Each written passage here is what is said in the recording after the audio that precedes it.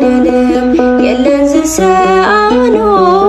አማኑኤል የለን ዝሰአኖ ንሱ ካልከወፅእ ኣኽራን ሜዳ ይኾኑ አማኑኤል። ሰላም ሰላም ናይ ብርሃን ዩቲዩብ ቻነል ተኸታተልቲ ኣሕዋተይ ከመይ ትቕንዩ ድሓን ዲኹም? ኣነ ሰላም እየ እግዚኣብሔር ይመስገን። ሰላም ክትኾን ድማ በዓል ተሞላእ ተስፋ እዩ ኣሕዋተይ።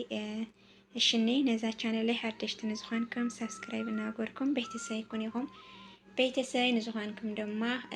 ላይክ ኣናፅሪትኹም ኮመንት ኣቕምጡለይኹም ኣሕዋተይ። እሺ ሎማዓንቲ ከዓኒ ከምቲ ልሙድ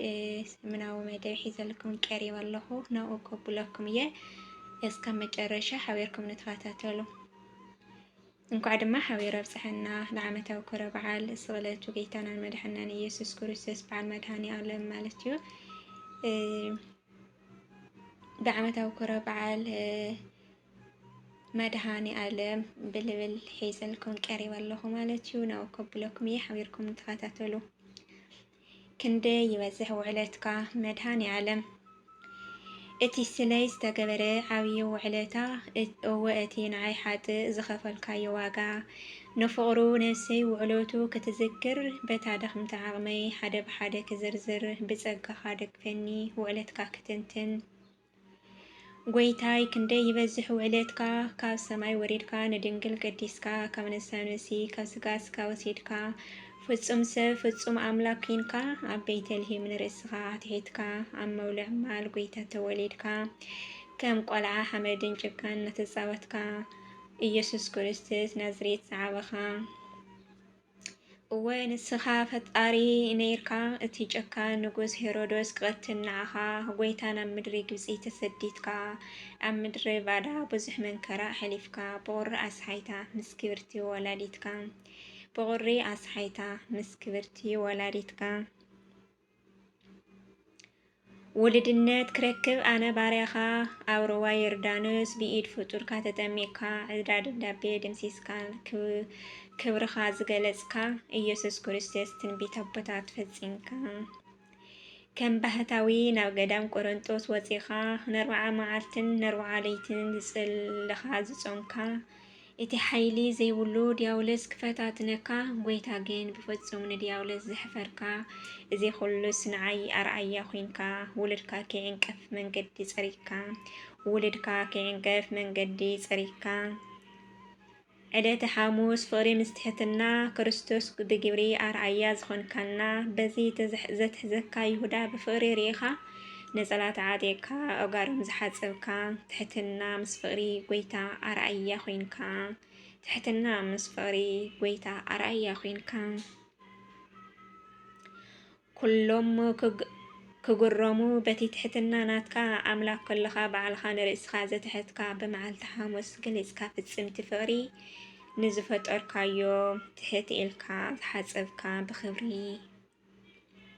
ከምዚ እውን ግበሩ ንዓለም እውን ንገሩ ክርስቶስ ምሄርካ ንደቂ መዛሙርትኻ ሰዓብቲ ክንኸውን ንሕና እውን ደቅኻ ኮነ። ሓሙስ ምሽት ይሁዳ ኸደ መዓዲ ገዲፉ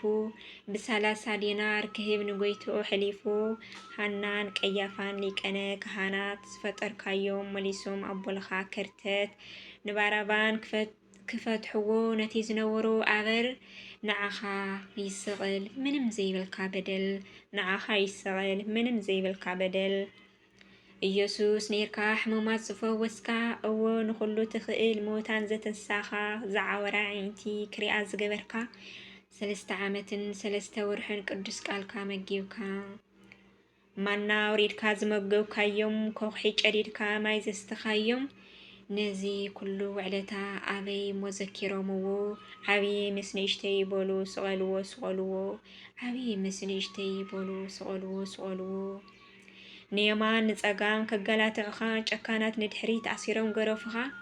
ኣብ መሬት ሰጢሖም ጎይታ ጎተትኻ ርህራሄ ዘይብሉ ንመስቀል ኣሸከሙኻ ብብዙሕ መግረፍቲ ናብ ቀራንዮ ኣውፅሕኻ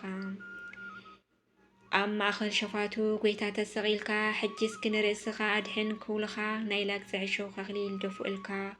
እወ ወሲዶም ዕጫው ደቕሉ ንኽዳንካ ኮነ ፍርቂ መዓልቲ ሰዓት 6 ኣብ መስቀል ከለኻ ተኣምር ተፈጸመ ወርሒ ደም ሰሪባ ፀሓይ ፀልሚታ ከዋኸብቲ ረጊፎም መቃብር ተኸፈቱ መጋረጃታት ተተተሩ ሞታን ተንስኡ መፂፅ ሓሞት ኣስተይኻ እንጥጣ ፍንጥፍ በሉ ናፍቲ ብርሃን ገጽካ በዚ ኣይብቅዕን ብኩናት ጎንኻ ወግእኻ ጎይታ ግን ነዚ ኩሉ ፍጽም ተዓጊስካ ብርህራሄ የቕረበለሎም ዝበልካ ክንደይልካ ክውዳእ ብዙሕ እዩ ውዕለትካ ክንደይልካ ክውዳእ ብዙሕ እዩ ውዕለትካ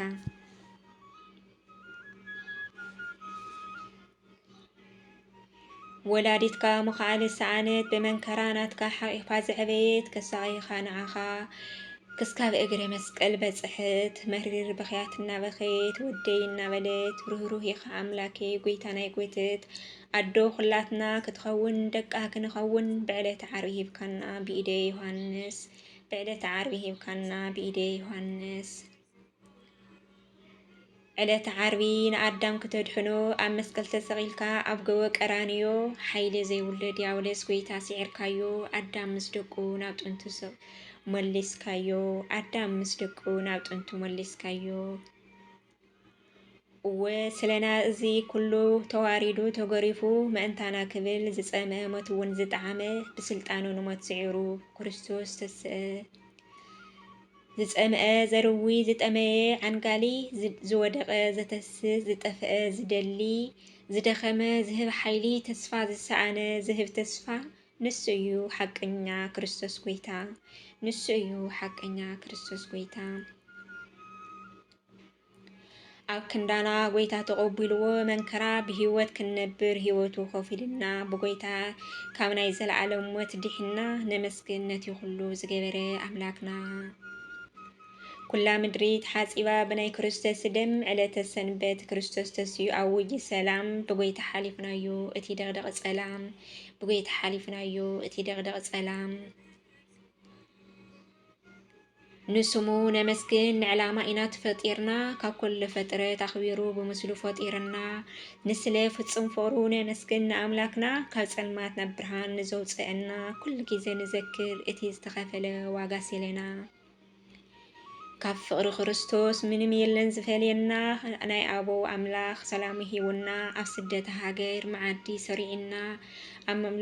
ኣማኒኤል ጎይታ ኩሉ ግዜ ምሳና ዘርዝር ኣይውድኡ ንዕለት ናይ ጎይታና ተመስገን ንብል ንሳ እዩ ዓቕምና እወ ቅዱሳን ኣቦታት ሓሊፎምዎ ፍቅሪ ክርስቶስ እናስተማቐርዎ ስለና እዩ እናበሉ ዕለት ቀራንዮ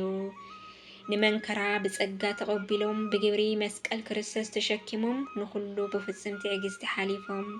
ናይ ዘለዓለም ሂወት ረኺቦም እወ ኣሰር ክርስቶስ ሃዋርያት ንከተል በቲ ሓቀኛ መንገዲ ኣብ እምነትና ጽኑዓት ንኣምላክ ኣፍቀርቲ ውዕለት ቀራንዮ ተዘክሮ እታ ዝደሓነት ነፍሲ ዓይኒ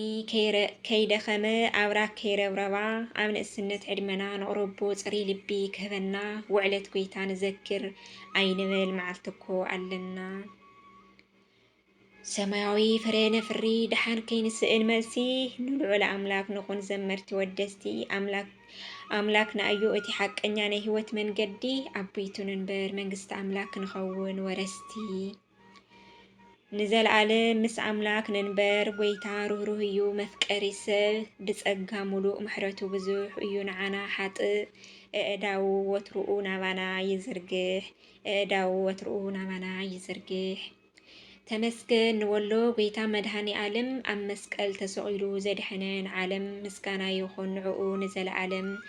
ተመስገንካ ጎይታ ኣማኒኤል ተመስገንካ ጎይታ መድሃኒ ዓለም አሜን። ስለ ቃሉ እግዚአብሔር አምላክ ዝኸበረ ዝተመስገነን ይኹን። ብድጋሚ እንኳን ዓመታዊ ክብረ በዓል መድኃኔዓለም ብሰላም አብጽሕና አውጽሕኩም። እግዚአብሔር አምላክና በምሕረቱ ብቸርነቱ ይሓልወና ከምቲ ንዓና ኢሉ መንከራ ዘጊቡ ነፍስና ዘድሐና መድኃኔዓለም ሕጂ እውን ድሕነትን ምሕረትን የድልየና እዩ እሞ እግዚአብሔር አምላክና ብቸርነቱ ኃጢአትና ከይረአየ ድኽመትና ከይተመልከተ በምሕረቱን ብሰላሙን ሰላም ንዓድና ሰላም ለህዝብና ምሕረት ቸርነቱን ንኹላትና የውርደና አሜን አሜን። ነዚ ነበረት መደብ ነዚኣ ትመስል ኣሕዋተይ ብኻሊእ መደብ ክስካብ ንመፅአኩም ድማ ሰናይ ቅነ ይኹንና።